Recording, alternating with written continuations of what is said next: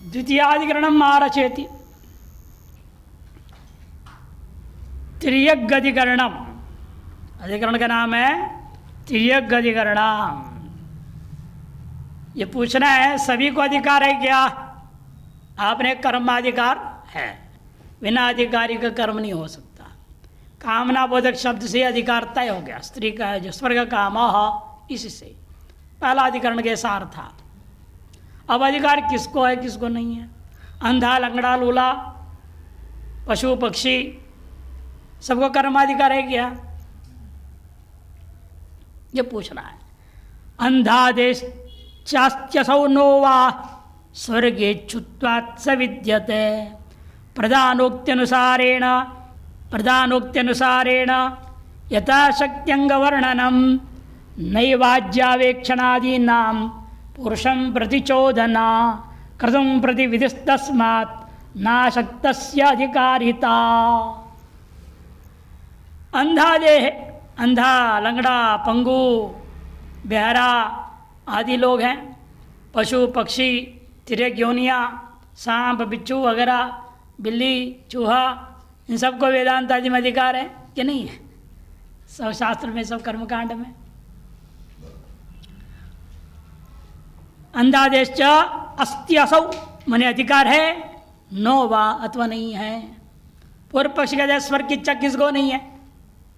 यदि मच्छर से बात करने लायक हो आप, मच्छर की भाषा आप समझें, मच्छर से पूछिए, मच्छर भी कहेगा मुझे भी स्वर्ग चाहिए, मुझे भी मोक्ष चाहिए। कौन है संसार में जीव जो मोक्ष नहीं चाहता, स्वर्ग नहीं चाहता? सभी जीव जंतु पूरे 84 लाख योनि में रहने वाले सभी के सभी को स्वर्ग की इच्छा है, मोक्ष की इच्छा है। पूर्व पक्ष इसलिए कहता है स्वर्ग च्युत्वात् स विद्यते। इन कैसे करेंगे वो कर्मकांड? अंधा कैसे आज जी को देखेगा? आज आवेक्षण है, कैसे करेगा? अब यजमान बहरा है, सुनाई नहीं दे रहा है उसको, वो पंडित बोल रहा है, रे यजमान बोलो बोलो, और सुनाई नहीं तो बोलेगा कैसे? वो क्या बोलेगा? वो और गूंगा है, सुन तो रहा है, बोल रहा है, मेरे को मंत्र मंत्र बोल रहा है, यजमान मंत्र होते हैं, लेकिन बोलेगा कैसे? गूंगा है। परिक्रमा के प्रणाम करनी है, लंगड़ा है, कैसे करेगा ढंग से? दोनों जो है पैर नहीं है, लूला है, तब तो व्हील चेयर में घूमना पड़ेगा, प्रदक्षिण लगानी पड़ेगी ना। ये सब समस्या है, इसे उनको अधिकार नहीं है। नैव आज्यावेक्षणादीनाम, पूर्व पक्ष ने पहले कहा प्रधानोक्ति अनुसारेण, यथाशक्ति अंगों का कर लें, कुछ छूट जाए तो क्या फर्क पड़ता है? आज्यावेक्षण नहीं करेगा, बाकी कर्म करते रहेगा। तो सिद्धांत ना, ऐसा नहीं हो सकता, यथाशक्ति कर लें, ये काम चलेगा नहीं। क्यों? आज्यावेक्षण आदि नाम पुरुषम प्रतिचोदना, पुरुष के प्रति विहित है, क्रतुम प्रति विधिस्तस्मात्। और वास्तव में वो पुरुष के प्रति विहित नहीं है, ये किसके है? ये क्रतु का याग का अंग है। एक भी अंग लोप हो जाए, अंग याग हो जाएगा विकृत, अपूर्व पद होगा नहीं ढंग से। 2 पता 3 बताया था ना पहले, हर एक अंग में विचार किया जाता है, ये अंग कृत्वर्थ है या पुरुषार्थ है या उभयार्थ है। 4था अध्याय पर ही विचार हुआ, प्रयुक्ति अध्याय। जो कृत्वर्थ है उसमें एक भी अंग लोप हो नहीं माना जा सकता है। जो पुरुष के लिए तो पुरुष के लिए है, उसमें अंग लोप हो जाए तो चलेगा। उभयार्थ में भी लोप नहीं हो सकता, कृत्वर्थ और उभयार्थ में लोप नहीं हो सकता, इन केवल पुरुष के लिए होगा, वो लोप हो सकता है। इसे नैव आज्यवेक्षणादि नाम पुरुषम प्रतिचोदना, किंतु क्रतुम प्रतिविधि, याग के प्रतिविधि, याग का अंग है, यदि वो आप लोप कर दोगे याग ही खत्म हो गया। अतएव नाशक्त से अधिकारिता, इसलिए अशक्त के लिए अधिकार नहीं है। अंध पंगुर बज्रो मुको गौ अश्वाद्यश्च तिर्यंच इत्यादि नाम सब को ले लो। अंधा है, पंगु है, बधिर मैंने बहरा, मुख में गुंगा, और गौ घोड़े आदि पशु तिर्यक योनियाँ, इन सभी को इत्यादि नाम चेतनत्वेन, सभी 84 लाख योनि चेतन है। अतएव निर्दिशय सुखरूपे स्वर्गे, निरचे सुखरूप स्वर्ग को मोक्ष को उसकी में कामना संभवती, सभी में कामना संभव है। अथोच्चेत, लेकिन समस्या है, यदि आप शंका करोगे कि अंधा कैसे देखेगा, केश्चित् अंगेषु शक्तिर्नास्ति, कुछ अंगों का अनुष्ठान करने में उनको अंदर शक्ति नहीं है, कौन से अंग का अनुष्ठान करने में शक्ति नहीं रहेगा किसको। तथा ही सुनो, ये सब एक देशी पूर्व पक्षी को बता रहा है कि अंधो नाज्यम अवेक्षितुम शक्ति क्षमः, जो अंधा है आज आक्षण करने में समर्थ नहीं है। पंगु है विष्णुक्रमेशु अशक्त, परिक्रमा पूर्वक जब प्रणाम किया जाता है उसको विष्णुक्रम कहते हैं, वो कर नहीं सकता हो। और बधिर है न अध्वर्य प्रोक्तम शृणोति, अध्वर्य जो आदेश दे रहा है वो सुन ही नहीं सकता, बधिर है।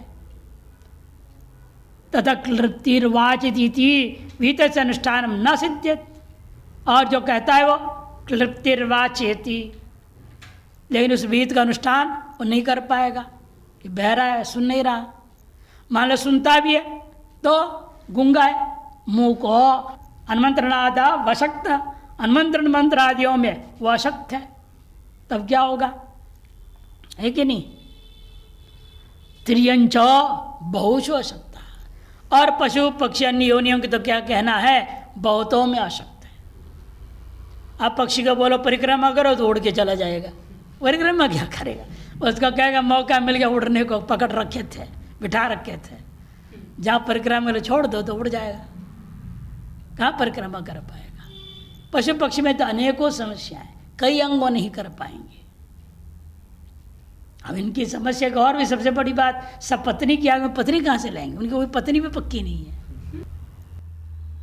बिलाव है जैसे, कुत्ता है, आओ तो बोले तुम याग करो, किसको लाकर पत्नी के रूप में, कितनी कुत्तियों के साथ संबंध किया क्या मालूम, कितनी पत्नियां हो गए, एक पत्नी थोड़ी उसकी। इसे पशु पक्षी होने होंगे तो बहुत सारे अंगों का अनुष्ठान ही नहीं हो पाएगा, अशक्त है बोलो। इति तत्र, तब पूर्व पक्षी कहेगा ऐसे यदि है तो सुनिए, यथाशक्ति अंगानाम अनुष्ठेत्वात् स्वर्ग का मजत इत्यनेन प्रधान वाक्येन स्वर्गाधिकार प्रतीयते, यथाशक्ति अंगों का अनुष्ठान कर लेंगे, क्यों स्वर्ग काम यजत इस वाक्य से प्रधान वाक्य के द्वारा उन सभी को समान अधिकार दिखाई मालूम हो रहा है। सच आज्ञावक्षणादि अंग वाक्य अनुसारेण न संकोचितुम शक्यः, प्रधान वाक्य में जो अधिकार प्राप्त हो रहा है अंग वाक्यों के अधीन होकर के आप उस अधिकार का संकोच नहीं कर सकते, किंतु प्रधानानुसारेण इस अंगानामेव संकोचितुम युक्तम, जब प्रधान के अनुसार अधिकार को ध्यान में रखते हुए अंगों में कुछ संकोच कर दो, कुछ लोप कर दो, कोई बात नहीं। प्रधान अनुसारेण अंगानुष्ठानम एव संकोचितुम युक्तम, तस्मात् अंधादिरप्यस्त्यधिकार, इस अंदादियों को भी अधिकार अवश्य है, यदि प्राप्त ब्रूमः, सिद्धांत नहीं। यदि आज्य अवेक्षणादि पुरुषार्थ विधीयरन, यदि आज्य अवेक्षणादि अंगों को पुरुष का फल प्रयोजन रूपेण विधान किया गया होता, तदा तल्लोपेपि न कृतोर वैकल्यम, उन अंगों का लोप भी हो जाता, कृत में कोई विकलता नहीं होती। यह तो इन्हें सब जो हमने बताया वे सब अंग किसके हैं, पुरुषार्थत्वेन नहीं कर्तृत्वेन। यह तो कर्तव्यते विहिता यदि तल्लोपे कर्तुरेव न निष्पद्यता, और यहाँ ते सब अंग क्रतुक अंग रूपेण विधान किया गया, कर्तृत्व विहित है, अतः उनमें से एक भी लोप हो जाए कर्तु की वास्तविक निष्पत्ति नहीं हो पाएगी। तस्मात् अशक्तस्य नास्ति अधिकार, अशक्त को अधिकार नहीं है। तब प्रश्न उठता है सशक्त को अधिकार है, तो सशक्त मान लो स्त्री है, सशक्त कोई नपुंसक है, वो कर्म करना चाहेगा तो औरतों का अधिकार है या नहीं, कर्मकांड में स्वतंत्र अधिकार की बात हो रही है। पति के साथ तो अधिकार है ही, तो आगे कहेंगे यहाँ भी पति के साथ बैठ के करेगी ही वो, ये स्वतंत्र रूप में अकेली कर सकती है क्या याग, वो भी वैदिक याग? बिल्कुल नहीं। वही अधिकरण आरंभ हो रहा है। स्त्री नाम अप्यधिकार अधिकरण, स्त्रियों को भी अधिकार है, लेकिन कैसे अधिकार है? पति के साथ अधिकार है, स्वतंत्र अधिकार नहीं। यह कहने के लिए अधिकरण आरंभ होता है। स्त्रिया न स्वस्त्यस्ति वा नो पुल्लिंगेन तदीरणात् प्रकृत्यर्थतया लिंगम संख्यावन्ना विवक्षितम अस्त्युद्देश्य गतत्वेन संख्यया सदृशत्वतः यद विभक्ति विकारादेर अर्थस्तत्प्रकृतेर्न तु। स्त्रियाः न सोस्ति अधिकारो न अस्ति, अस्ति वा, स्त्रियों को बिल्कुल अधिकार नहीं है या है? पूर्व पक्षी नो, नहीं है। क्यों? स्वर्ग कामः पुल्लिंग आया, स्वर्ग कामः है ना, पुल्लिंग कहा है, पुरुष ही कामना करने वाला, उसी को अधिकार है। स्त्री कामना कर ले तो भी अधिकार नहीं, ये पूर्व पक्ष आता है। नो, क्यों? पुल्लिंगेन तदीरणात् प्रकृत्यर्थतया लिंगम संख्यावत ना विवक्षितम। और लिंग क्या है? प्रकृति का अर्थ के अंतर्गत छिपा हुआ है। इसलिए जैसा ग्रहिकत्वाधिकरण में आपने कहा संख्या अविवक्षित है, यहाँ पे लिंग अविवक्षित है, पुल्लिंग विवक्षित नहीं है। इसे तीनों लिंग वालों के लिए अधिकार है, पुरुष हो, स्त्री हो, हिजड़े हो, नपुंसक हो, उनको भी अधिकार है। ये पूर्व पक्ष ने कहा संख्यावत न अविवक्षितम, संख्या के समान अविवक्षित नहीं माना जा सकता। क्यों? अस्ति उद्देश्यगतत्वेन संख्या सदृशत्वतः, उद्देश्यगत होने के नाते संख्या के साथ उसके सदृश लिंग भी महत्वपूर्ण है। जैसे पशु नाम में देखो, एक संख्या हमारी एक ही पशु से, जहाँ अधिक होना है सप्तदशान विशेषण दिया जाए पशून, जहाँ बहुवचन प्रयोग है संख्या नहीं है कपिंजलान, वहाँ अपने तृतीय संख्या में रखो। प्रथम वही नियम में था, पूर्व में गया है सब बात। इसलिए संख्या के समान उसकी भी महत्व है, ऐसे नहीं बिल्कुल अविवक्षा करो। कहीं पर है ग्रह एकत्वाधिकरण में ग्रह की एकत्वेक्षा नहीं किया कि 16 ग्रह पास सभी को धोना जरूरी है। ग्रहम सम्मार्ष्टि वह एक वचन भले ही है, लेकिन एक ही ग्रह पात्र धो के काम चलेगा क्या? बाकी 15 झूठे पात्र रखे रहेंगे, अगला दिन कैसे प्रयोग होगा उनका बिना धोए? इसे वहाँ एकत्व अविवक्षा करके सभी को ले लिया। लेकिन इस तरह सर्वत्र आप अविवक्षित नहीं कहो, सर्वत्र अविवक्षित नहीं किया जा सकता, विवक्षा माननी पड़ेगी। संख्या सदृशत्वतः यद विभक्ति विकारादेर अर्थः तत्प्रकृतेर्न तु, जो विभक्ति और विकार मान एक वचन द्विवचन आदि आप जो देख रहे हैं, अनुगुणाधिकारी हो रहा है, सब कुछ हो रहा है, वह अर्थ तत्प्रकृतेर्न तु, और प्रकृति के अंतर्गत नहीं जाता है। स्वर्गमेजेत इति पुल्लिंग शब्देन अधिकारिण अभिधानात्, पुल्लिंग शब्द से अधिकार का कथन किया गया है। अच्छा, सो अधिकार है स्त्रिया नास्ति, इसे वह अधिकार स्त्रियों के लिए नहीं है। न च ग्रहिकत्ववत् लिंगम अविवक्षितम, ग्रहिकत्व के समान लिंग को अविवक्षित कर दो, इधर च वाच्य में समझ करो। एकत्वत लिंगस्य प्रत्यार्थत्व भवात्, एकत्व तो जो प्रत्येकार्थ था, लेकिन लिंग तो प्रत्यार्थ नहीं। लिंग क्या हमेशा प्रकृत्यर्थ। हाँ जी, श्री प्रत्यय प्रकरण उसमें आया था, प्रकृत्यर्थ में लिंग है, प्रत्यार्थ नहीं। प्रत्येक उस प्रकृत्यर्थ विद्यमान लिंग का द्योतन करता है, द्योतक है केवल। इसलिए एकत्वत लिंगस्य प्रत्यार्थत्व अभावात्, प्रकृत्यर्थतया तो ग्रहत्वद विवक्षिताम, जब प्रकृति अर्थ होने के नाते लिंग तो विवक्षित रहेगा, जिसे ग्रह पात्र विवक्षित है वैसे विवक्षित रहेगा। विवक्षितम पुल्लिंगमिति प्राप्ते ब्रोमः, जैसे पूर्व पक्ष कहता है पुल्लिंग विवक्षित है, जैसे पुरुष को ही अधिकार है, स्त्री को अधिकार नहीं है। तो सिद्धांत है ना अस्ति स्त्रियः कर्माधिकार, स्त्रियों को भी कर्म में अधिकार है। कुतः? क्यों? पुल्लिंगस्य अविवक्षितत्वात्, पुल्लिंग को हम अविवक्षित कर देता है। क्यों? नहीं एकत्वस्य प्रत्यार्थत्वम अविवक्षायाम निमित्तम, वास्तव में एकत्व की अभिवक्षा जो हमने किया, प्रत्यर्थ होने के नाते अभिवक्षा नहीं किया, प्रकरण विरुद्ध होने के कारण से अभिवक्षा किया है। किंतु उद्देश्यगतत्व, उद्देश्यगत होने से अविवक्षित हुआ था। यहाँ पे यह सर्वकाम सयजेत यदि वचन व्यक्तौ पुल्लिंग से उद्देश्यगतत्वेन, यहाँ भी जो वचन और व्यक्ति दोनों ही पुल्लिंग शब्द होगा, उद्देश्यगत होने के नाते एकत्व संज्ञा सदृशत्वाद, एक संज्ञा सदृश होने से नास्ति विवक्षितत्वम, उसकी विवक्षा नहीं की जा सकती है।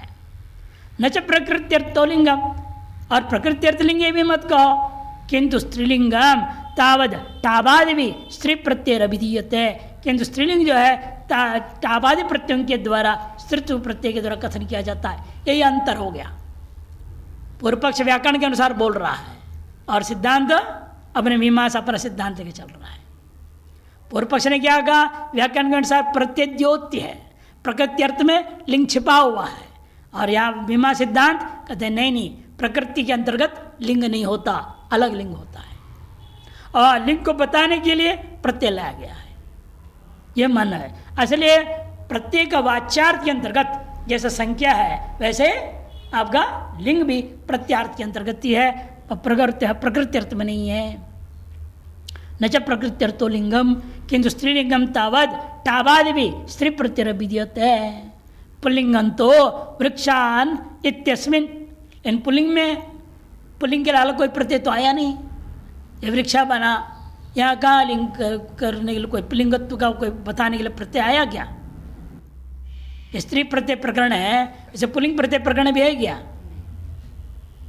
यदि भी लिंगानुशासन में है, गए जब अंता पुंसी बोल दिया, गए प्रत्यांता प्रत्यांता प्रत्यांत पुल्लिंग में प्रयोग करो, लेकिन सार्वत्रिक नहीं है, वृक्ष में तो है ही नहीं ऐसा, इसे वृक्ष को पकड़ा दृष्टांत इन्होंने। वृक्षान इत्यस्मिन द्वितीय बहुवचने, द्वितीय के बहुवचन में हम देख लेते हैं, विभक्ति विकारेण नकार आदेश लक्षणेन अभिव्यज्यते, वहाँ जो विभक्ति कार क्या हुआ, तस्मात् छसो न पुंसी हो गया, और उससे हमें मालूम हो गया वृक्ष शब्द पुल्लिंग वाला है।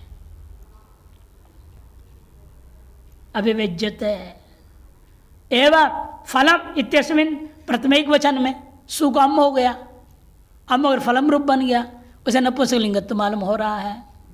पुल्लिंगत्व क्या होता, फलः, स्त्रीलिंग होता फला, लेकिन यहाँ फलम, इसे नपुंसकलिंग निश्चय हो गया। इत्यस्मिन प्रथमिक वचने नपुंसक अभिव्यक्ते है, तस्मात् लिंग से प्रकृति तत्वभावात्, लिंग जब प्रकृति अर्थ के अंतर्गत न होने से उद्देश्यगतत्वेन अविवक्षितत्वात्, उसे जो उद्देश्यकृता प्रत्येकांतर्गत होने से अविवक्षित माना जाएगा। इति च स्त्रियः अस्ति अधिकार, स्त्री को अधिकार है, लेकिन क्या स्वतंत्र अधिकार है उसको? अकेली कर ले, जनेऊ पहन ले, जनेऊ पहन, चोटी तो रखती ही है, लंबी चोटी होती है, आदमी की तरह होती भी नहीं, लंबे बाल होते हैं स्त्रियों की। अभी आता है स्तन केशवती, तो इसलिए बोलते हैं कि पहले क्या स्वतंत्र कर सकती है क्या? कहते नहीं, स्त्री पुंसयोर व्यासक्ताधिकरणम, स्त्री पुंसयोर व्यासक्ताधिकरणम, उन दोनों के लिए बराबर अधिकार हो जाता है पति पत्नी का। दंपतिभ्याम पृथक कार्यम सहवाख्यात संख्यया प्रथमैवम अवैगुण्यात् कर्तृक्यम देवतैक्यवत्। पूर्व पक्षी कह रहा है दंपतिभ्याम पृथक कार्यम, दंपति दो है ना, पति और पत्नी, दोनों को अलग अलग करना चाहिए याग, पति भी करे अलग अग्निहोत्र याग, पत्नी अलग अग्निहोत्र याग करे, दोनों हर याग अलग अलग करे। पृथक कार्यम सह वा, अत एक साथ बैठ के करेंगे। पूर्व पक्ष कहता है आख्यात संख्या पृथक, आख्यात में क्या एक वचन है, ये दोनों को करना होता है एक साथ, द्विवचन होना चाहिए ना। यजेत क्यों आया, स्वर्गामो यजेत नहीं आना चाहिए, यजेते द्विवचन होना चाहिए था, यजेते यजंते, इसलिए यजते होना चाहिए, यजेते द्विवचन, लेना यजेते एक वचन है। पूर्व पक्ष कहता है उस आख्यातगत संख्या के वजह से पृथक सीधा मयवाम अवैगुण्यात कर्तृक्यम देवतैक्यवत विगुणता न होवे उसलिए कर्तृक्य मानना पड़ेगा, क्योंकि समस्या हो जाएगी ना। अलग अलग याग करेंगे, एक साथ ये भी यहाँ बैठ के वो वहाँ बैठ के अलग अग्निहोत्री अलग अग्निहोत्री कर रही है, और ये जब इसको पत्री संकल में पानी डलवाना पड़ेगा, इधर संग डाल दे, अब वहाँ उसको काम पड़ेगा पति से कुछ करवाने, उसको वहाँ बुलाएगी, गड़बड़ हो जाएगा, सारा कर्मकांड विगुणता आ जाएगा। ऐसे नहीं कर सकते आप। वैगुण्यात कर्तृक्यम, कर्तृक्य मानना पड़ेगा, दोनों मिला करके एक ही कर्ता माना जाएगा। इसलिए सनातन धर्म में पत्नी को अर्धांगिनी कह दिया। यह अर्धांगा और अर्धांगिनी दोनों मिलकर एक अंग हो गए, एक अंगी हो गया। ये आधांग है, वो आधांग है, दोनों मिला दो अंगी एक हो गया, वही करता होगा। उन्हें अकेले पति भी नहीं कर सकता, अकेले पत्नी भी नहीं कर सकते, करेंगे तो दोनों करेंगे। इसलिए जब राम जी को अश्वमेध याग करना था, अब पत्नी तो थी नहीं, तो क्या करें। वशिष्ठ जी से पूछा, उसने कहा क्या कर रहे हैं अब ऐसी स्थिति में, यदि अशुद्ध है ये नहीं, या बीमार है, यज्ञ में आ नहीं सकती, ऐसा में विकल्प दिया है शास्त्रकारों ने।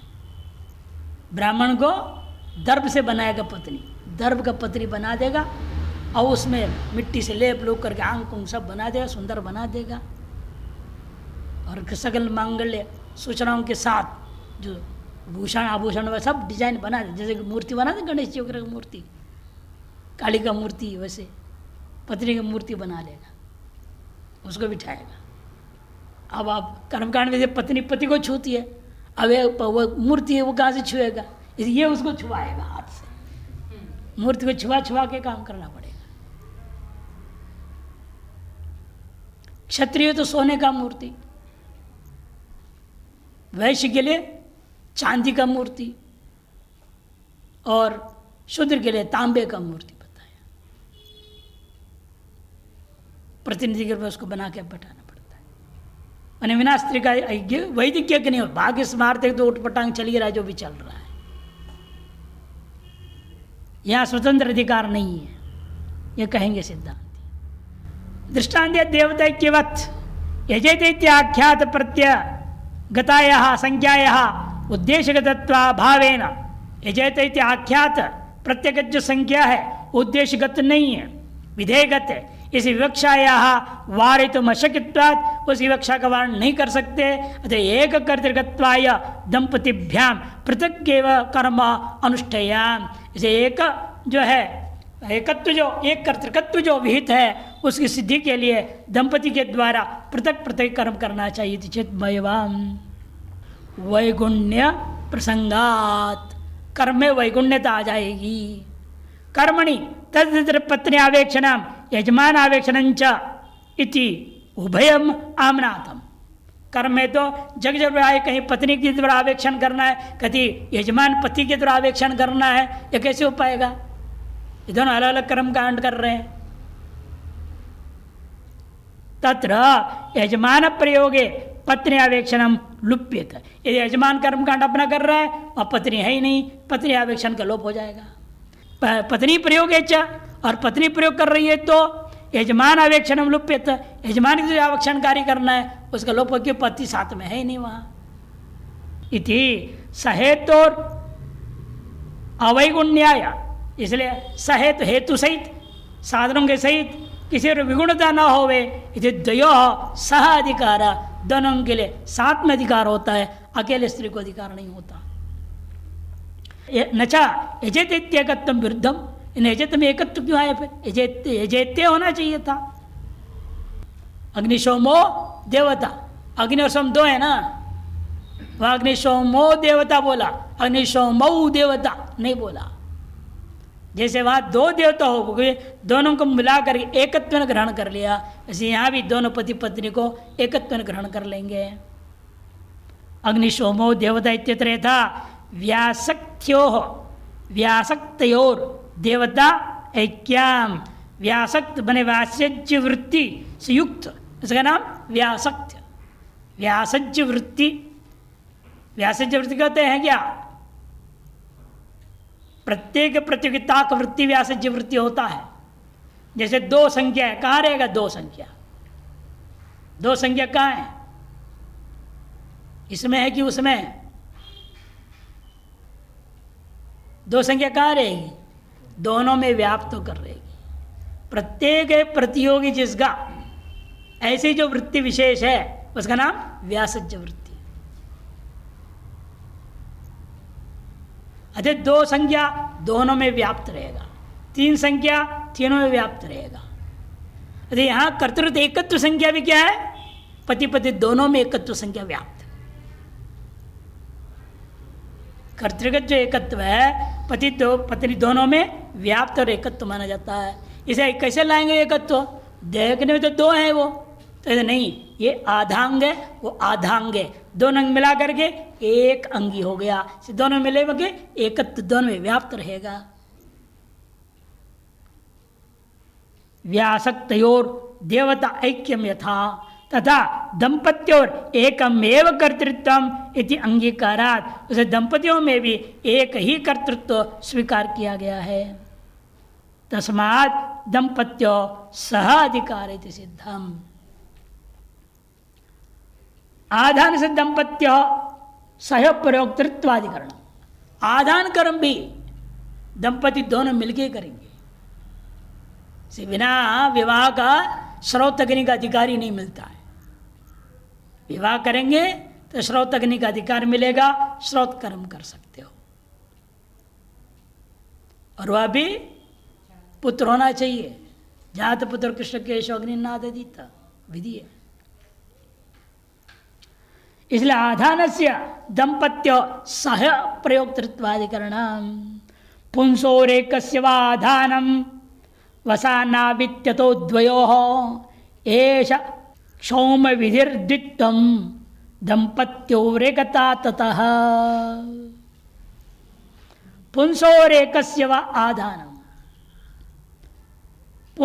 पुल्लिंग पुरुष को अकेले को आधान करना है अथवा दोनों को करना है। वसनौ इत्यतो द्वयोः, वसनौ इत्यतो द्वयोः, पूर्व पक्ष कहता है वसनौ बोला है, इसे दोनों को करना चाहिए। सिद्धांत कहता है एष क्षौम विधिर द्वित्वम दंपत्यो एकता ततः। एष क्षौम विधिर, ये जो क्षौम विधि है वहां पर जो द्वित्व है दंपति का उसको एकत्व ग्रहण करके कहा गया है, एकता ततः। आधाने श्रूयते क्षौमे असाना वग्निमा दधीयाताम इति। आदधीयाताम, देखो द्विवचन है, आदधीयाताम। क्षौमे वसानौ, वसानौ द्विवचन है, तत्र वसानौ इति पुल्लिंग द्विवचनात्, पुल्लिंग द्विवचन है, से उभयोः पुंसोर आधान अधिकार इति चेत्, से दो पुरुष को आधान का अधिकार है, पति पति दोनों का अधिकार नहीं है। इस चेत् मयवाम क्षौमस्य अप्राप्त से विधेयतया, वहां से विधेय वास्तव में क्या है? क्षौम में जो अप्राप्त है। अच्छा, पुम द्वित्वस्यापि विधान है, और पुम द्वित्व उसी से वाक्य से विधान करोगे तो वाक्य भेदात न तद विद्यते, वाक्य भेद दोष हो जाएगा। ऐसे द्वित्व का विधान नहीं किया जा रहा है। किंतु दंपत्यो सहअधिकारेण प्राप्तम द्वित्वम अनुद्य, पूर्वाधिकरण के अनुसार दंपतियों को सहअधिकार जो प्राप्त था उसी को अनुवाद करके द्वित्व को ते पतिश्च पत्नी चेति विगृह्य, क्या कर दिया? एक शेष कर दूंगा, एक शेष कर दिया। जैसे दृष्टांत क्या है? जगत पितरौ वंदे, पितरौ कैसे बना? माता च पिता च इति पितरौ, एक शेष हो गया और द्विवचन भाई दो पितार्थ थोड़ी मानेंगे। एक शेष होने के बाद दो पितार्थ नहीं है, वहां अर्थ है माता और पिता। तब यहां पर भी एक वचन दिख रहा है तो भी वहां सीधा लेना ही है, और द्विवचन हो तो भी अर्थ है पति पत्नी दोनों, दो पुरुष अर्थ नहीं कर सकते। ते पतिश्च पत्नी चेत विगृह्य, पति शब्दस्य एक शेषात, एक शेष कर दिया पुल्लिंग द्विवचनम अविरुद्धम, पुल्लिंग द्विवचन करने का कोई विरोध नहीं है। तस्मात् आधान अधिकारण पुंस एकत्व में वो, इसलिए आधान में अधिकार जो है पुंस में एकत्व ही मानी जाएगी और उसकी अपना पत्नी साथ में रहेगी ही। दो पुरुष करें यह अर्थ नहीं लग सकते आप। षष्ठाधिकरण मारचेती पत्निया यावदुक्त कर्मस्वधिकाराधिकरणम, यावदु कर्मसु अधिकाराधिकरणम उपस्थानादि दंपत्योर उत पुंसोद्वयोरिदम यजमानत्व साम्येन विद्वत्तात् पुंस एव तत्। उपस्थान आदि कर्म है वो दोनों को करना चाहिए या अकेला पति करेगा? उत पुंसी अधिकेल पुरुष मात्र करेगा। पूर्व द्वयो हो, अभी आपने सब काम दोनों करना है, ये भी काम दोनों मिलकर कर लेंगे। द्वयोरिदम क्यों? यजमानत्व साम्येन, यजमानत्व दोनों में बराबर है, पति पति दोनों ही यजमान है, सिद्धांत के नहीं। विद्वत्तात् पुंस एव तत्, वेदों को पढ़ा कौन है? पति करा है, पति तो पढ़ी नहीं है, पढ़ने का अधिकार है। अब आगे आएगा विचार उस पर भी, अब वो सूत्राधिकरण से निर्णय देंगे। तो वेद पढ़ी लिखी नहीं है तो मंत्र कहाँ से बोलेगी? वेद के पाठ कैसे करेगी? इसीलिए केवल पुरुष को ही उपस्थान आदि कर्म में, या इंद्रिया ऋचा गार्हपत्य उपतिष्ठते आया था ना, इंद्रिया गार्हपत्यम उपतिष्ठते, इंद्रिय ऋचा का पाठ करना है, पाठ वो कर नहीं सकती, यही करेगा, यही पढ़ा लिखा है। से पुरुष को ही अधिकार होता है कई कर्मों में, दोनों को भले ही कर्म के सामान्य अधिकार दोनों को बता दिया, फिर भी कुछ कर्म ऐसे होते हैं जहाँ विद्वत्ता माने शास्त्रीय ज्ञान वेदाध्ययन की अपेक्षा है, जहाँ उस अंश में पति मात्र करेगा, पुरुष मात्र करेगा।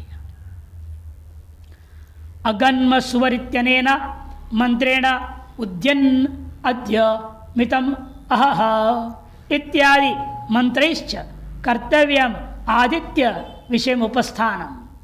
आदि शब्देन वसंतं ऋतूणाम प्रीणामी इत्यादि विहितम अनुमंत्रणादि, ये जो है उपस्थान मंत्र है, अनुमंत्रण मंत्र है इत्यादि हैं, इनको तत्सर्वम दंपतिभ्यम उभाभ्याम कर्तव्यम। पूर्व पक्ष कहता है दंपति दोनों के द्वारा करनी चाहिए। कुतः यजमानत्वस्य उभयो समानत्वात्, यजमानत्व दोनों में बराबर होने से। ततो यजमानत्व समाज्ञया यथा पुंसानुष्ठीयते तथा स्त्रियापि इति चेत्, यजमानत्व रूपी समाख्या के आधार पर जैसे पुरुष के द्वारा अनुष्ठान किया जाता है वैसे स्त्री के द्वारा भी होना ही चाहिए। चेदमयवाम अध्ययन रहितया स्त्रिया, अध्ययन रहितया स्त्रिया तद अनुष्ठातुम अशक्यत्वात्, उसका अनुष्ठान करना संभव नहीं है। तस्मात् पुंस एव उपस्थानादिकम, पुरुष के द्वारा ही उपस्थानादिकर्म किया जाएगा।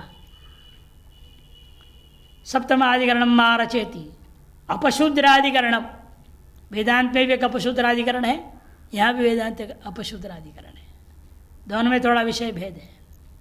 शूद्रोपि यष्टान्नो वा स्याद् वैदाध्यनेन वा उपदेष्ट्री मुखाद्वास्य कर्तुवित्वेन यष्ठृता त्रैवर्णिकैर्वेदविद्भिः कृतार्था विदेह कृतोः नाक्षिपन्ति चतुर्थस्य विद्यां तद्यष्टता कुतः। स्वाध्यायोद्यतव्य सामान्य विधि है।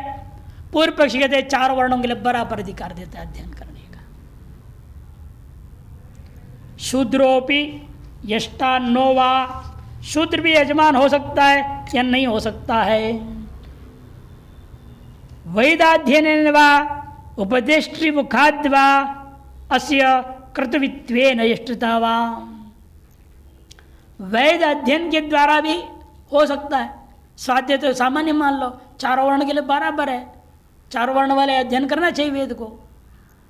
अथवा उसी समय जिस याग को करना चाह रहा है उस याग का मंत्र थोड़े हैं जो उतना मात्र उपदेश उसको दे दिया गया, उस वजह से भी कर्तृत्व का ज्ञाता हो जाएगा।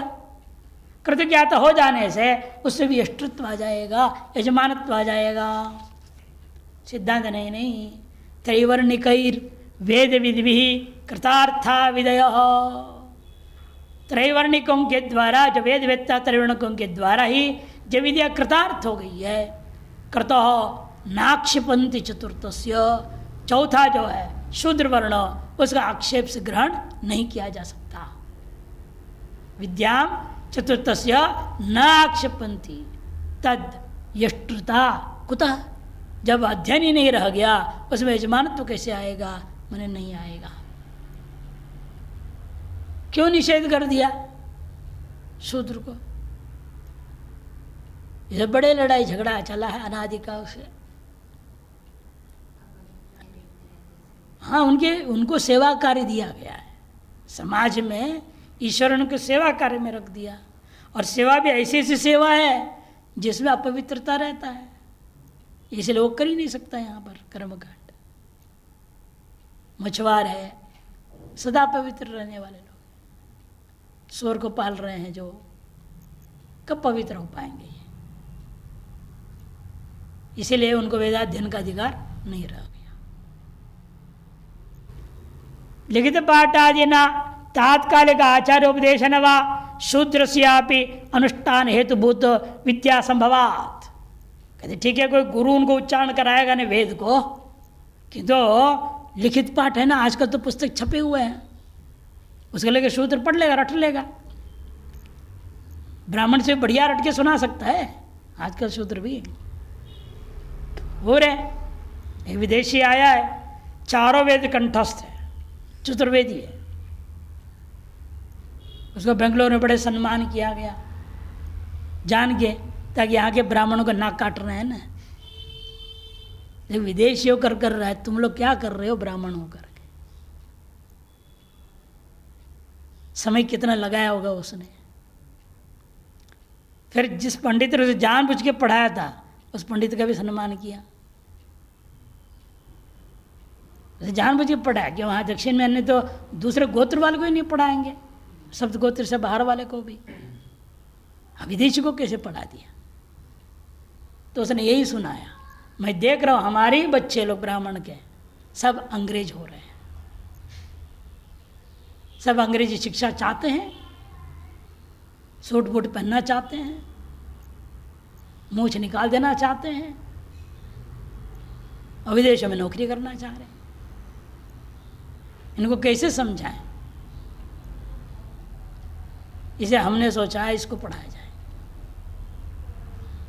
जैसे हमारे को भी ऐसे करना पड़ा है। देख लो, यहाँ के लोग कोई पढ़ के मेहनत करने को तैयार नहीं, और अंग्रेज तो कुछ 6 साल यहाँ लगाया मेरे साथ, 6 साल लगातार आया।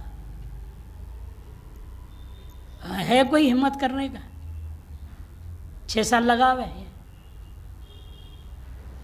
हफ्ते में 2 बार 3 बार टाइम देता था, 1 घंटा, उसी में उसको समझाना है, लिखाना है सब। फिर सर मेहनत करता था, चिंतन करो, ऐसे नहीं यूँ लिख दिया तुमने, तुमको कुछ अनुभव भी धरातल पे आना चाहिए। और कर दिखाया, आप सबके नाक काट दिया कि नहीं काट दिया?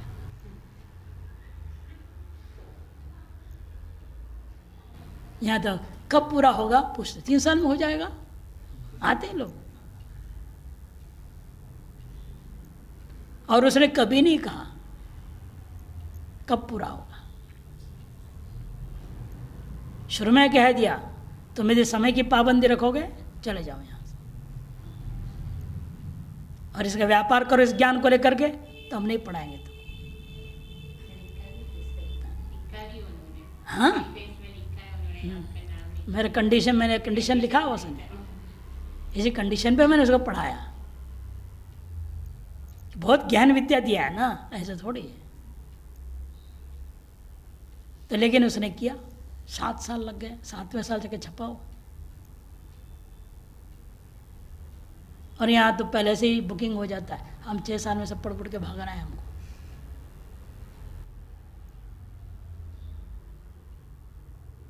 इसे लिखित पाठ आदि ना पढ़ेगा, चलो कोई गुरु नहीं पढ़वाएगा उसे, शूद्र तो लिखित ग्रंथ है उसे पढ़ लेगा। या तात्कालिक किसी आचार्य को, लोभी आचार्य भी होते ना, पैसा देकर खरीदेगा उसको, और लो पैसा जितनी चाहिए उतना, हमको पढ़ा इतना वेद, ये कर्म मुझे करना है, इसके मंत्रों को मुझे पढ़ा दो, पढ़ा देगा वो। उपदेशन व शूद्र से अनुष्ठान हेतुभूत विद्या संभवाद, शूद्र के में भी अनुष्ठान का कारणीभूत विद्या संभव है। से शूद्रोपि यागाधिकारी चेत मैवाम कृतविधि वैयर्त्य परिहाराय ही शूद्र से अभितापि विद्या कल्पते। भाई आप अधिकार की कल्पना किस आधार पर करते हैं? विधियां व्यर्थ न होवे,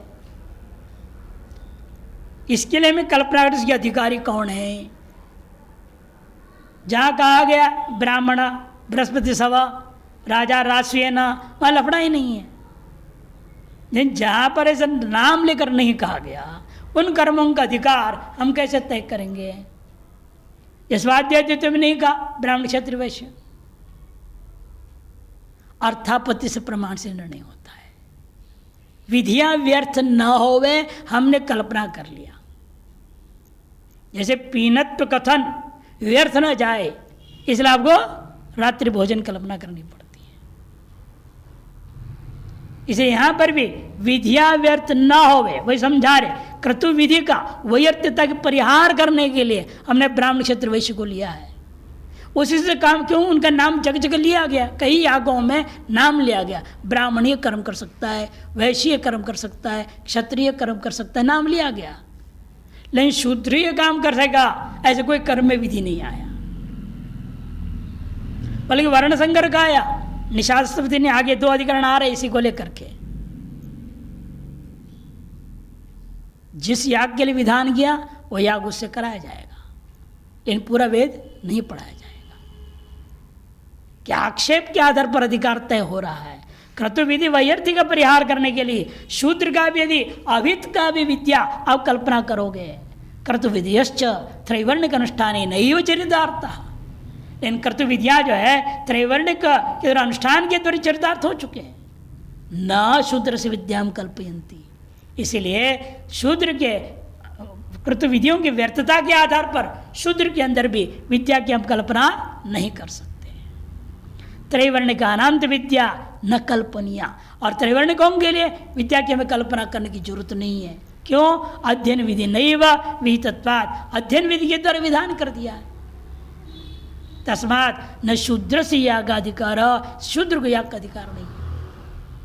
वसंत ऋतु में ब्राह्मणों को उपनयन संस्कार होता है, ग्रीष्म ऋतु में क्षत्रियों का, वैश्य में वैश्यों का, शरद ऋतु में वर्णन है उनका। अन्य के लिए वर्णन आया नहीं। उसको कब अग्नि आधान करना है शूद्र को? विधि है ही नहीं। बिना उपनयन संस्कार का वेदाध्ययन होगा नहीं। जब उपनयन संस्कार के लिए विधि नहीं है उनको, हम वेदाधिकारों को कैसे दे सकते हैं? अतः अध्ययन विधि का पीछे उपनयन विधि है, और उपनयन विधि में निश्चय हो चुका है त्रैवर्णिकों का, अतएव शूद्र को वेदाध्ययन में अधिकार नहीं है।